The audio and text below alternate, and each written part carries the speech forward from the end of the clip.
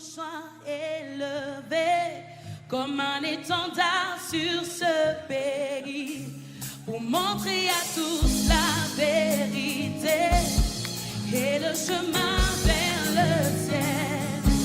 Nous voulons voir Yoshua élevé comme un étendard sur ce pays pour montrer à tous la vérité et le chemin vers le ciel.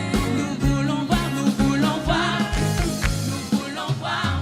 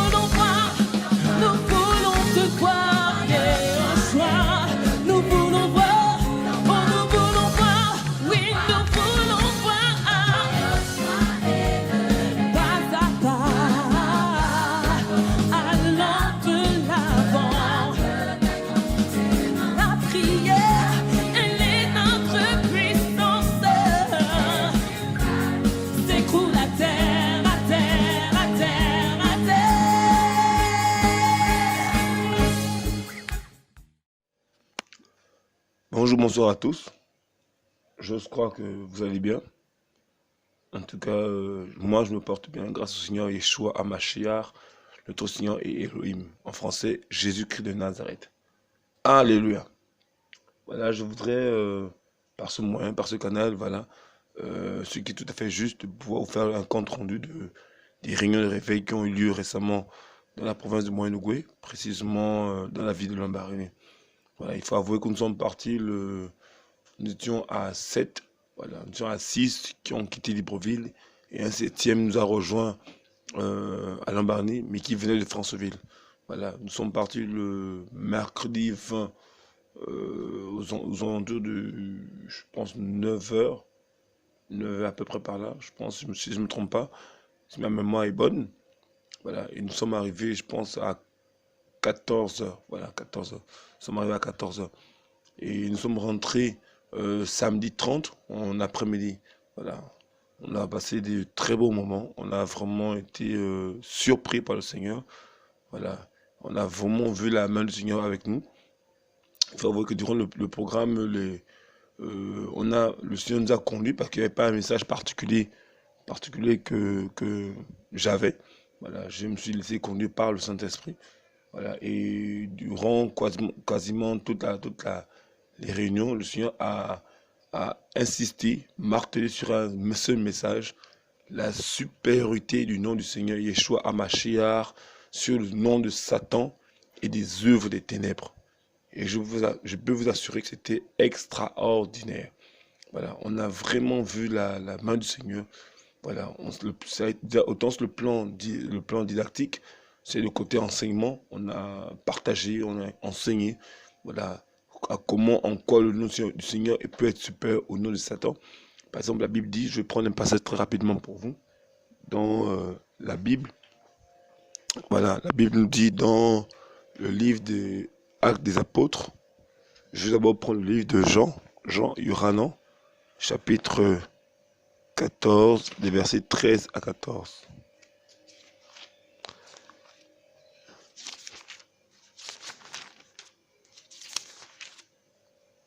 Jean, chapitre 14, les versets 13 à 14. La Bible dit, tout ce que vous demandez en mon nom, je le ferai, afin que le Père soit glorifié dans le Fils. Si vous demandez en mon nom quelque chose, je le ferai. Donc, on voit ici que tout ce qu'on doit faire, tout ce qu'on doit demander comme requête, prière au Seigneur, nous devons le faire au nom du Seigneur Yeshua. Et dans Actes chapitre 4, verset 12, la Bible dit ici, il n'y a de salut en aucun autre, car il n'y a sous le ciel aucun autre nom donné aux humains par lequel il ne faille être sauvé. La Bible dit, il n'y a de salut en aucun autre. Le mot salut ici, c'est un mot grec qui se dit souterrain, qui se traduit par délivrance, sécurité, sûreté. Donc, si on reprend ces trois termes, on peut donc dire il n'y a de délivrance, de sécurité, de sûreté en aucun autre nom. Voilà. Car il n'y a sous le ciel aucun autre nom qui nous ait été donné parmi les humains par lequel nous devons être sauvés. Donc nous comprenons ensemble que le nom du Seigneur Yeshua est suffisant pour nous garder en vie. Voilà. C'est vraiment merveilleux ce que nous avons pu voir et entendre, ce qu'on a vu à l'embarraner par le nom du Seigneur. Nous-mêmes, les missionnaires, nous étions encouragés de voir la supériorité du nom du Seigneur Yeshua. Voilà, il faut avouer que quand nous sommes arrivés, on a pu avoir un logement, voilà, par le moyen d'une sœur. Comme nous étions censés être plusieurs, donc un logement a été mis à notre disposition, notamment le logement qui était à Fanguinovini, et ceux qui sont originaires de la ville de Lambaréné connaissent cette ville. Voilà, c'est l'un des lieux qui a abrité la première église, voilà, qui avait été édifiée par le docteur Il Nasso. Je vous mettrai le lien en description. Voilà, c'est l'un de je pense que ce monsieur qui a fondé la mission de Baraka, qui se retrouve dans la zone de glace. Voilà, c'est même cette mission qui a donné le nom au quartier Baraka. Voilà, donc ces missionnaires sont arrivés ici il y a plusieurs siècles déjà, il y a encore plus d'un siècle, ils sont arrivés au Gabon. Ils ont quitté les États-Unis avec l'esprit du réveil. Ils se sont installés déjà à Libreville, à Baraka, qui est près de glace. Ils ont mis leur station. Puis après, ils se sont déplacés pour aller dans la ville de Lambaréné. Voilà. Et en 1930, bien évidemment, il y a une assemblée qui est née là-bas. Voilà, il a formé des prédicateurs comme Félix Obango, voilà, qui est l'un des noms que je connais, parce que j'ai vu une vidéo, voilà, où on parle un peu des différentes personnes qu'il a formées. Voilà. Et bien évidemment, comme c'est la période coloniale, donc des colons français, voilà, sont venus, ils ont chassé du Gabon en disant que c'était le territoire français. Voilà, bien que la terre appartient aux Gabonais, du moins au Seigneur, ils ont chassé tout ça là, ils sont retournés. Ce monsieur est mort en Pennsylvanie, voilà, et après, bien évidemment, l'œuvre qu'ils avaient entrepris a été détruite, voilà. Et il reste pratiquement plus rien de l'œuvre qu'ils ont faite à Lambaréné, voilà. Et bien évidemment, à la place, les Français ont bâti la mission de Sainte-Marie, qui est située au niveau du bord de mer. Ils ont bâti la première école française, voilà, de langue française. Oh, ils avaient bâti une école de langue anglaise. Voilà. Donc ils ont fait un travail, faut avouer que même que ça a été pollué les gens. Voilà, parce que l'esprit catholique a brisé la vie des gens, ils ont entraîné les gens dans l'idolâtrie et bien d'autres. Voilà. De toute façon, vous aurez le lien en description de ce monsieur dans, dans, dans, dans la description de la vidéo. Donc, ce qui fait on a séjourné là-bas. On passe là-bas quelques jours. Nous sommes fait, je pense, 3-4 jours. Voilà. Mais il faut avouer durant ces 3-4 jours-là, sinon 5, du moins ces quelques jours qu'on a passé là-bas, nous avons été frontalement attaqués. Voilà. On a vraiment vu les œuvres des ténèbres, une horde de sorciers, voilà, qui nous ont attaqués, notamment le samedi. Le dimanche matin à 1h, on a prié jusqu'à 4h du matin. Voilà, on a vraiment vu les ténèbres nous attaquer et la gloire du Père est descendue dans la salle. Voilà, c'était extraordinaire. Il y a eu une confrontation de puissance. Et comme vous le savez si bien, le nom du Seigneur, Yeshua HaMashiach, a triomphé du monde des ténèbres. Ils ont brisé la puissance de ces sorciers. Ça a été déterminement brisé. Les ténèbres ont été décimées. Voilà, ils ont été dispersés. Voilà, et ça nous a donné à comprendre combien le nom du Seigneur est puissant, merveilleux, glorieux, majestueux, plus majestueux que la majesté des cieux. Alléluia. Voilà, c'était extraordinaire. C'était vraiment glorieux ce qu'on a pu vivre. Voilà, autant entre les missionnaires, on était surpris, énormément surpris de la main du Seigneur, voilà, qui nous a surpris par la délivrance qu'il a opérée à l'endroit de ses enfants. Voilà. Et après, bien évidemment, on a eu un temps de partage le dernier jour, le mercredi notamment, et une jeune fille qui, à mon sens, peut avoir entre 13, 14, 15 ans. Voilà. Une jeune fille entre 13, 14, 15 ans, mais une sorcière. Une sorcière de chez sorcière. Je vous assure que ce qu'on a vécu à Lambaréné c'était invraisemblable. Il y a des choses que j'ai vues qui appartiennent, on va dire, au film, des choses que je voyais quand j'étais encore plus jeune, avant de me convertir. Voilà. Des choses où, par exemple, la personne fait des incantations et les portes de la salle bougent toutes seules. Voilà. Ça s'ouvre, ça se ferme, ça s'ouvre, ça se ferme, ça s'ouvre, ça se ferme, comme dans les films. C'était invraisemblable. Voilà. Elle a voulu nous intimider, mais quand on est monté en prière, pouf! La personne elle-même n'a rien compris. Elle a été surprise par le Seigneur et même ses yeux sont arrêtés. Au point que la sorcière demandait à sortir. Elle disait qu'elle avait sommeil. Elle disait qu'elle voulait se coucher. Et quand elle s'est sortie, elle était au bord au marche d'escalier. Elle était comme essoufflée, comme brisée. Voilà. On a vu la main du Seigneur. Et après, on a eu un entretien avec elle. On a eu un entretien à la fin avec elle. Et sa mère, parce que elle venait avec sa mère, qui a accepté le Seigneur. Voilà. Et elle a confessé la sorcellerie, tout ça, mais elle n'a pas voulu abandonner. Voilà. Et comme vous savez, on ne peut pas prier pour quelqu'un qui ne veut pas abandonner la sorcellerie.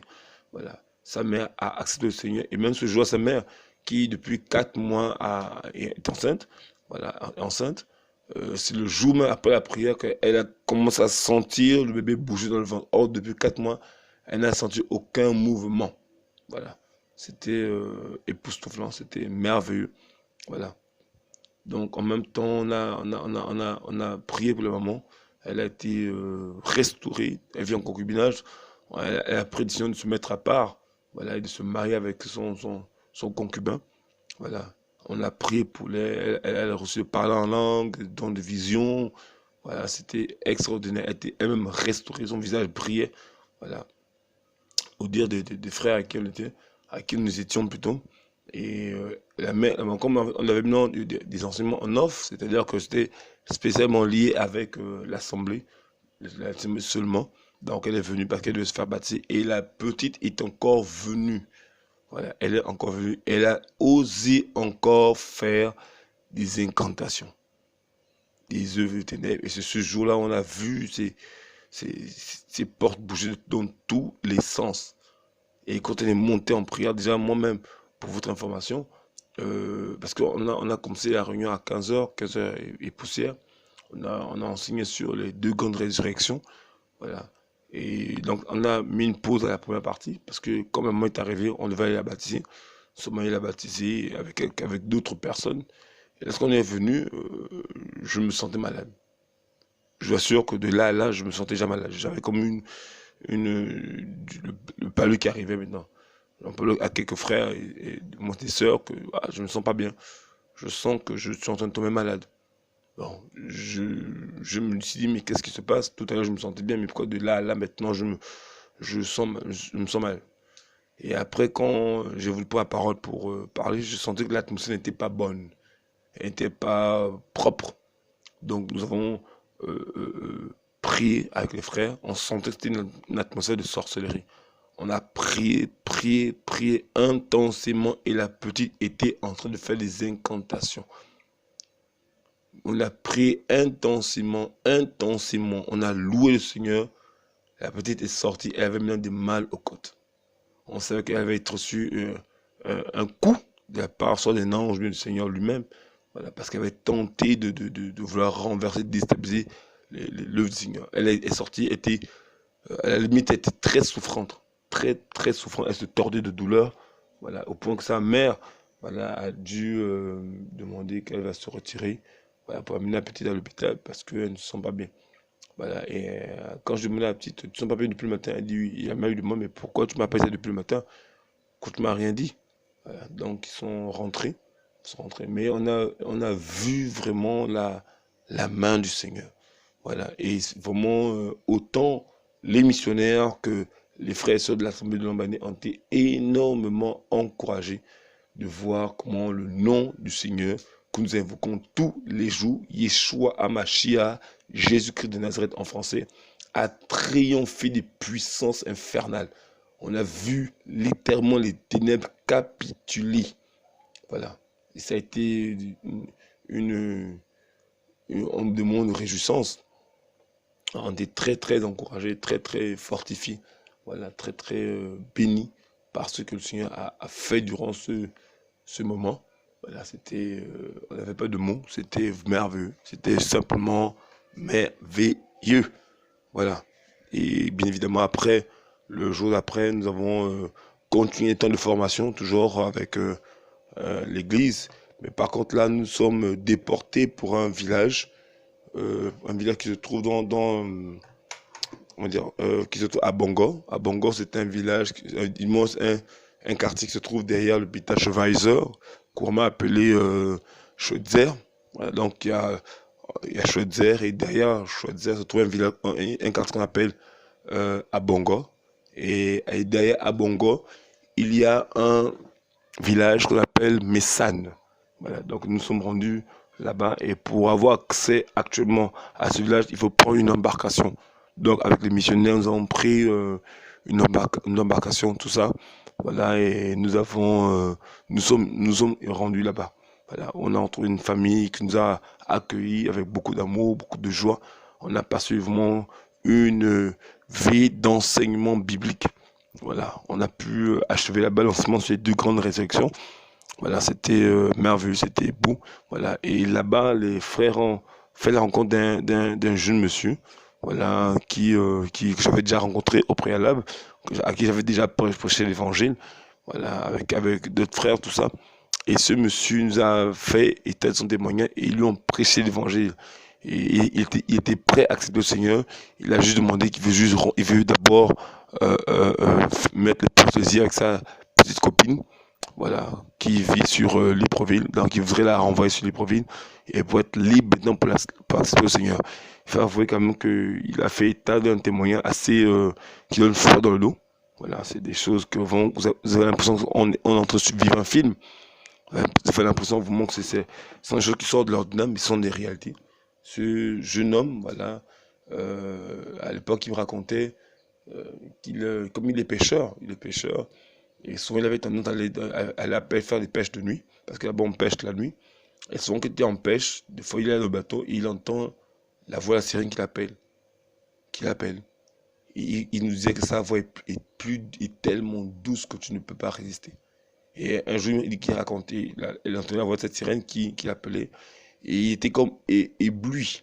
Voilà, et c'est ébloui, envoûté. Voilà, et il se sentait attiré. Et ça me fait penser à certaines histoires de marins, notamment Ulysse, comme je connais un peu l'histoire d'Ulysse, qui était un personnage mythique de la mythologie grecque, hellénistique, où il racontait effectivement que il y a des périodes où en pleine navigation, il a dû attacher les marins parce que les voix des sirènes, voilà, attiraient les marins. Ils étaient comme envoûtés et ils se sentaient attirés pour tomber dans les eaux et mourir noyés. Voilà. Et je me suis rendu compte que ces faits sont réels. Il a vraiment entendu plusieurs fois la voix de la sirène qui l'appelait à venir vers elle. Mais en fait, il était entouré, il était envoûté, mais son collègue, lui-même, tu vas où? Il était comme réveillé, il sortait comme d'un enchantement. Voilà, il revenait à lui-même. Et plusieurs reprises, il se trouvait même au bord des eaux. Il entendait donc la voix de cette sirène qui l'appelait. Mais il disait, mais comment vais-je faire? Je me noyais, il dit, non, je sais ce que je vais faire, viens. Ouais, et à chaque fois qu'il voulait partir, il se sentait interpellé. Ses amis me disaient, mais tu vas où? Voilà, il sortait de l'enchantement. Et récemment, donc lors de la confession, il expliquait que il y a quelque temps, la sirène l'a appelé. La sirène l'a appelé et elle lui disait, il disait de venir. Déjà, on lui avait remis un livre d'incantation, un livre de comment invoquer des esprits impurs. Voilà, et il a invoqué la sirène et cette sirène est venue à lui. Elle s'est venue sous la forme d'une femme avec qui il a eu une intimité sexuelle. Frère, je vous assure que les réalités spirituelles sont réelles. Si on doute encore, mais je vous dis que ces choses sont réelles. Ils ont eu une intimité sexuelle, voilà. Et elle est tombée enceinte. Tombée enceinte, et elle a eu un enfant. Je vous dis, ce que je vous raconte là, ce sont des choses que lui-même, ses propres mots, nous a dit. Elle est tombée enceinte elle a eu un enfant de ce monsieur. Un jour, il était dans les eaux, elle a appelé, donc il a plongé dans les eaux. Je ne sais pas comment elle a fait, mais il a pu vivre dans les eaux. Lui, il s'est dit qu'il a fait quoi, 15 minutes sous les eaux. Or, il a fait 3 jours. 3 jours sous les eaux. 3 jours sous les eaux. Et pendant 3 jours, la sirène lui a montré son enfant. Sous les eaux, elle avait 16 ans. C'est incroyable. Elle lui a même donné je pense, il m'a dit, on leur met selon le propos qu'ils m'ont apporté, sa fille lui a donné, je pense, du mâchoiron à manger. Frère, il y a des choses qui échappent à notre conscience, qui échappent à nos réalités. Il nous racontait comme ça, voilà, il racontait aux frères qui ont fait le témoignage, parce que moi ça m'était rapporté, voilà. Donc voilà, ils ont eu, il a parlé, il a expliqué un peu tout ça. Et aujourd'hui, il renonce parce qu'il sent la mort, il sent la mort en lui, il sent vraiment la mort, il veut renoncer, il ne veut plus cette vie. Enfin, il sent que quand il est près des eaux, il a peur, il sent qu'il va mourir, il sent la mort en lui. Le frère lui a annoncé l'évangile et il veut vraiment sur le Seigneur. Mais pour ne pas retomber dans ces choses-là, il nous a dit, il veut d'abord rompre la relation avec sa petite copine. Bon, nous étions rentrés, on ne peut rien faire, on le laisse entre les mains du Seigneur et nous croyons que le Saint-Esprit est puissant pour le convaincre de péché, de justice et de jugement. Voilà, c'est l'occasion aussi pour nous de prier pour lui. Voilà, que le Seigneur lui fasse vraiment grâce. Voilà, donc on est vraiment rentré, on a été énormément bénis, touché par commencer à faire le travail à l'embarner. Donc c'est un peu, en fait c'est vraiment ce point que je voulais nous faire. Voilà, je voudrais vraiment dire à tout un chacun merci pour les frères et sœurs que vous êtes qui ont prié pour nous, qui nous ont soutenus dans la prière. Merci aux uns aux autres, soyez bénis, soyez encouragés, soyez fortifiés. Merci pour vos prières, merci d'avoir pensé à nous, merci de nous encourager d'une manière ou d'une autre, merci d'avoir suivi le programme. Voilà, désolé pour la qualité des images. Voilà, il faut avouer quand même que c'était une première pour nous de filmer des programmes de réveil. Et je pense qu'avec les différentes erreurs que nous avons commises en mission pendant le tournage, voilà, je pense qu'on a pris note des erreurs qui ont été commises et nous allons nous améliorer, voilà, pour pouvoir produire des vidéos de meilleure qualité. Voilà. Donc, c'est vraiment sur ce point que je voulais nous encourager, voilà, pour nous dire que le Seigneur revient. Yeshua est en train de revenir. C'est le temps pour nous de pouvoir nous abonner en témoin du Seigneur, de nous confier en lui, voilà, d'avoir foi en lui, de rester dans la foi, dans la sanctification, voilà, de demeurer fidèle au Seigneur. Yeshua Hamashiach, Yeshua le roi, le Seigneur, le maître, l'Élohim des cieux, voilà, qui a triomphé de Satan, le diable. Voilà, j'aimerais vraiment voilà, nous encourager, n'ayons pas peur de l'ennemi. Voilà, pour ceux qui sont originaires du Gabon, je nous invite vraiment, frères et sœurs, le Gabon est grand. Voilà, c'est un pays de quoi, d'à peine 300 km carrés, 300 000 km carrés. Voilà, à peine, nous sommes à 267 667 km carrés, précisément. Voilà, et il y a 9 provinces. Voilà, c'est un petit pays, mais pourtant, c'est un pays que l'on peut facilement conquérir. Mais il faut avouer que le challenge est grand. Voilà, les puissances sont importantes, certes, mais Yeshua triomphe des forces du mal. Voilà. Voilà, c'est vraiment pour nous encourager, n'ayons pas peur des sorciers. Ils ont été tous vaincus à la croix. Je vais laisse-moi prendre un passage de la Bible qui dit dans Colossiens chapitre 1, dans chapitre 2, Colossiens chapitre 2,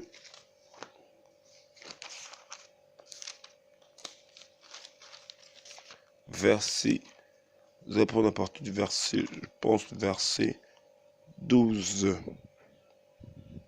Ayant été enseveli avec lui dans le baptême, en lui vous êtes ressuscités ensemble par le moyen de la foi en l'efficacité d'Élohim, qu'il a ressuscité les morts. Et vous, étant morts dans les fautes et dans l'incirconcision de votre chair, il vous a vivifiés ensemble avec lui, nous ayons pardonné toutes nos fautes. Il a effacé l'acte dont les dogmes étaient contre nous et qui nous était contraire. Il l'a entièrement aboli en le clouant à la croix. Il a dépouillé les principautés, les autorités, et l'a exposé publiquement en spectacle en triomphant d'elle par la croix. Vous voyez, frères et sœurs, la Bible dit que Yeshua a triomphé des puissants des ténèbres par la croix. Donc, ça veut dire que l'ennemi a été vaincu. La Bible dit dans Luc 10, je pense, verset, un instant, Luc chapitre 10, 18. Je vois Satan tombant du ciel comme un éclair. Voilà, on dit que Satan est tombé du ciel comme un éclair. On voit encore qu'il a été précipité. Voilà, dans Apocalypse, chapitre 12, verset 7. La Bible dit, il y eut une guerre dans le ciel. Michael et ses anges combattirent contre le dragon. Et le dragon et ses anges combattirent, mais ils ne furent pas les plus forts. Et leur place ne fut plus trouvée dans le ciel. Il fut jeté dans le grand dragon, le serpent, en ce qui est appelé le diable et Satan, et celui qui égare toute la terre habitée. Il fut jeté sur la terre, et ses anges furent jetés avec lui. Vous voyez un peu, donc on voit bien que l'ennemi a été vaincu. Il a été vaincu, donc on n'a pas à avoir peur des sorciers, peur des mystiques. C'est clair que si tu n'es pas converti, si tu n'es pas sanctifié, tu as des raisons d'avoir peur. Mais ceux qui craignent le Seigneur, ceux qui se sanctifient, ceux qui se mettent à part, vous n'avez pas besoin d'avoir peur de l'ennemi. Il a été vaincu, il ne peut rien nous faire. Nous sommes partis, nous sommes rentrés dans les bonnes conditions. Voilà, on n'a eu aucun problème, aucun mot. Nous nous portons bien. Le Seigneur nous garde. C'est pour vous montrer la supériorité du nom du Seigneur sur les forces des ténèbres. Voilà. Parce qu'on se rend compte que trop de chrétiens aujourd'hui dans le milieu évangélique en sont devenus des peureux.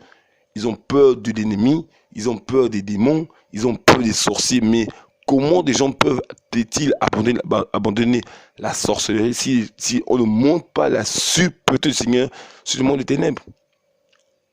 Comment les gens peuvent-ils abandonner la sorcellerie si vous-même, chrétiens, qui sommes censés témoigner d'un Élohim très puissant, en force, en puissance et en autorité, voilà, mais vous êtes des peureux.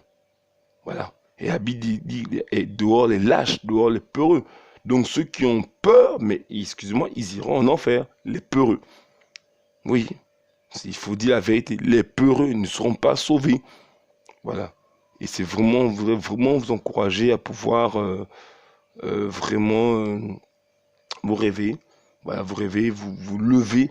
Voilà, parce que le Gabon, comme d'autres pays, voilà, ailleurs, ça peut être au Congo, au Congo-Brazzaville, Congo-Kinshasa, Lumbashi, voilà, autant de villes, de quartiers dans le monde entier. Il y a en Guinée, il y a Bata, il y a Malabo, au Cameroun, il y a Yaoundé, il y a Douala, il y a Bafoussam.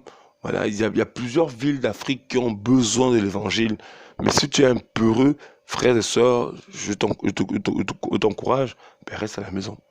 Voilà, ne fais pas parce que le Seigneur ne veut pas des peureux, mais des gens courageux qui fonceront dans le tas pour annoncer le message de l'évangile. Voilà, c'est vraiment ce dont nous avons besoin actuellement.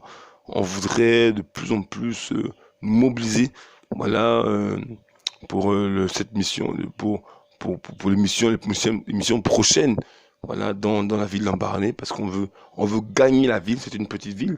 Nous ne craignons pas les forces des ténèbres. C'est clair que dans le travail que nous faisons, il faut bien évidemment avoir l'aval du Père, l'aval du Seigneur dans certaines choses, parce que bien évidemment, on n'a pas l'aval du Seigneur, mais on s'expose aussi, parce que on peut voir, par exemple, que dans 1 Thessaloniciens, chapitre 2, verset 18, la Bible dit, ici c'est l'apôtre Paul qui parle, donc ça veut dire que le Seigneur aussi est équilibré. Voilà. Dans 1 Thessaloniciens, chapitre 2, verset 18, la Bible dit, voilà, c'est pourquoi nous avons voulu venir chez vous, moi, Paulos, en effet, une et même deux fois, mais Satan nous en a empêché. Paul dit qu'il a tenté à part 2 fois de se rendre en Thessalonique, mais le Satan l'en a empêché. Paul a discerné qu'en fait, le Seigneur ne l'attendait pas à Thessalonique maintenant. Donc vous voyez que si vous y allez, il y a de la résistance, voilà, mais priez le Seigneur, rentrez en prière. Et puis, bien évidemment, si le Seigneur vous confirme que c'est pas bon, pour le moment, ben, ne forcez pas les choses. Restez simple, attendez, voilà, jusqu'au jour où le Seigneur ouvre une porte pour pouvoir vous y rendre.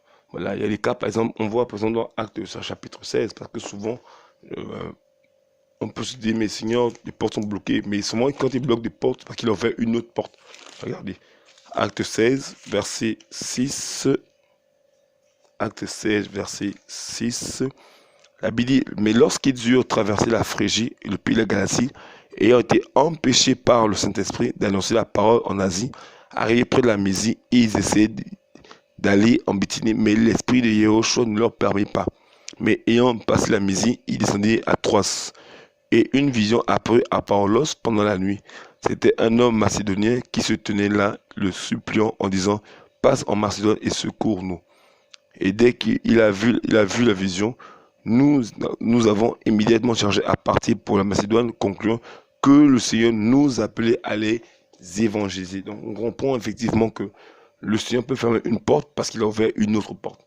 Mais pour l'heure actuelle, voilà, le Seigneur a ouvert le champ sur l'Ambaréné et il veut de plus en plus qu'on puisse y rendre pour apporter le message de l'évangile et que les sorciers abandonnent avec la sorcellerie. Voilà. Et nous croyons que ce jeune homme-là, voilà, qui a écouté la parole du Seigneur, nous croyons qu'il va être touché. Nous ne croyons pas que sa mère, sa tante, voilà, qui nous a reçus est chrétienne et certainement elle va parler encore avec lui pour lui annoncer l'évangile et qui donne son cœur au Seigneur Yeshua. Voilà, qui décide de suivre le Seigneur comme étant disciple. Voilà. Et nous croyons que le Seigneur a commencé à faire une œuvre dans son cœur et qu'il va le parachever. Voilà. Donc c'est vraiment pour nous encourager, vraiment pour nous fortifier, vraiment pour nous booster, nous pousser de l'avant que allons-y en mission. L'heure est plus que voilà possible. Aujourd'hui, tout est possible. Le Seigneur veut des hommes disposés et disponibles pour faire son œuvre. Voilà, je me rappelle une vision qu'une sœur a reçue à Lambaréné où elle disait qu'elle a vu un champ de blé, voilà, qui avait blanchi. La moisson est grande. Voilà, comme le Seigneur lui-même l'a dit, la moisson est grande, mais il y a peu d'ouvriers. Priez donc le maître de la moisson afin qu'il envoie plus d'ouvriers dans sa moisson. Donc le Seigneur se cherche des hommes et des femmes, voilà, qui pourront aller dans l'œuvre, voilà, dans le Seigneur pour aller apporter le message de l'évangile. Voilà. Donc c'est vraiment pour nous encourager. Soyez bénis, soyez encouragés, soyez fortifiés. Que le Seigneur vous garde. Voilà, jusqu'au bout et qu'il fortifie vos mains et qu'il vous donne encore plus d'envie d'aller dans son champ missionnaire pour annoncer le message de l'évangile. Alléluia. Voilà. Donc, c'est sur cette note que moi je vous laisse. Voilà, nous nous retrouverons pour une prochaine fois pour continuer nos enseignements sur la parole du Seigneur. Voilà, notamment que dit la Bible. Voilà, et comme vous savez, on est sur plusieurs thématiques et puis on va voir comment ça va nous conduire. Voilà, on n'a pas terminé sur la doctrine apostolique. Voilà, j'y suis toujours. Voilà, à cause des parties de la mission, on n'avait pas trop le temps de pouvoir se concentrer sur les enseignements. Mais je pense qu'étant de retour, nous allons voir comment nous organiser pour reprendre les temps de formation biblique. Voilà, soyez bénis, encouragés, que le Seigneur vous garde et à la prochaine. Alléluia.